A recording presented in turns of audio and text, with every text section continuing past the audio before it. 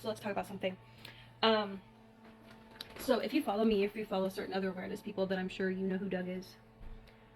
He used to Simple Living 1980, Doug and Blues Adventures, you know, all that stuff. Simple Living with Doug, I think, is his YouTube now. I can understand. I'm trying to say this delicately. I'm also posting on my backup because I'm going to be saying some trigger words that TikTok might not like, and I'm also going to cross post this on my YouTube. We understand that Doug is in active addiction, just like Lisa Richards is in active addiction, and a lot of these people who come online begging and scamming is in active addiction. I do not stream him for entertainment purposes. I stream certain lives publicly recently for the safety of both people, if I'm being honest, because it comes to a point to where, yes, we can only do so much as awareness. We can't force people to stop, you know, what's the word I'm looking for, supporting him. We can't force them to do that. Hold on, let me give my dog some food, of course, as soon as I come over here and start talking. But people often ask, when is enough enough? Don't you think you've done enough awareness? Don't you think enough people know about him? No. No. And it's getting to the point to where I do want him off this app now. And I'll tell you why. Not because he's a beggar or a scammer. I mean, of course, I want him to stop begging and scamming. And guess what? Whenever he got a job, whenever he stopped drinking and got a job, I stopped streaming. I made all of his videos private.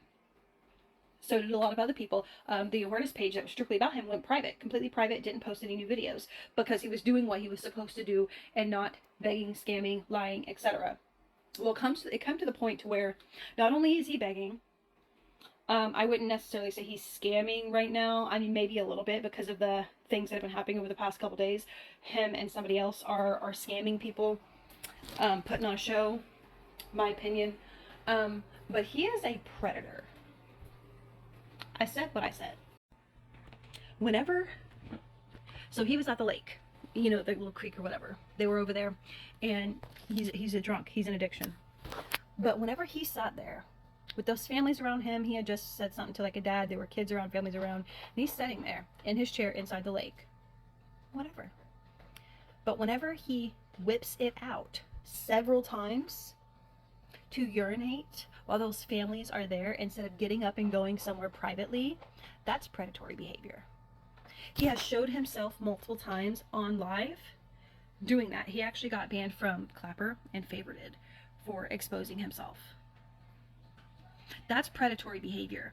Also, what his dad had said. That call's still up on my YouTube. There's no proof behind it, so I never really made a video about it because I don't have any proof. But his dad mentioned it. If you don't think showing your genitals on a live stream or showing it around where families can see, children can see, isn't predatory behavior, you are also the problem. If you think nothing is wrong with that. If you think absolutely nothing was wrong with that. If you think having a puppy suckle on your chest while somebody else is down there, if you don't think that's bestiality, something is wrong with you. Oh, haha, they just laughed about it. Like, no, this man, yes, he's an addict, but he's also a predator. He's a predator. He's also, actual things have happened with that dog involved, with that puppy involved.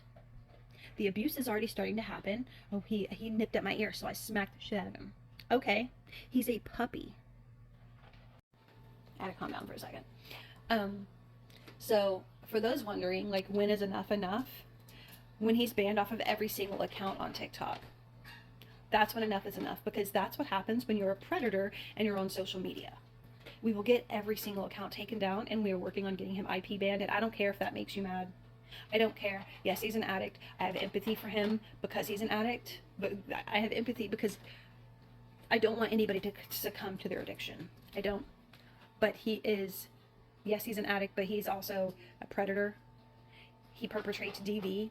For the last several days, there's literally been domestic violence right in front of our eyes, and y'all still support it. Y'all are supporting a man who abuses people. That's why enough is not enough. No. So, although I might not stream all the time, although I might not post a lot of videos, etc., his behavior needs to be seen because he is a predator. Imagine that happening in front of you. Imagine a grown man, imagine Doug, a grown man, whipping out his genitals in front of you and your children. What would you do? What would you do? You would want him far away from you, right? You would call the police, right? He's getting away with this over and over and over again because of his enablers, because of people who continuously go back to him and fund his lifestyle and fund his money. Guess what? If you stopped giving him money, he would have to get a job. If he had to get a job and work, he likely probably wouldn't drink as much as he did. Maybe he would, I don't know. But his enablers are directly responsible for his behavior whenever he gets drink, because you are providing the money. The other night he said, hey, Chief Station, send me $20. And he did. And you know what Doug did? Doug went and got more liquor. He drove drunk. Once again, him driving drunk because his enablers are providing him with the funds to get that. The awareness is going to continue. The awareness is going to continue.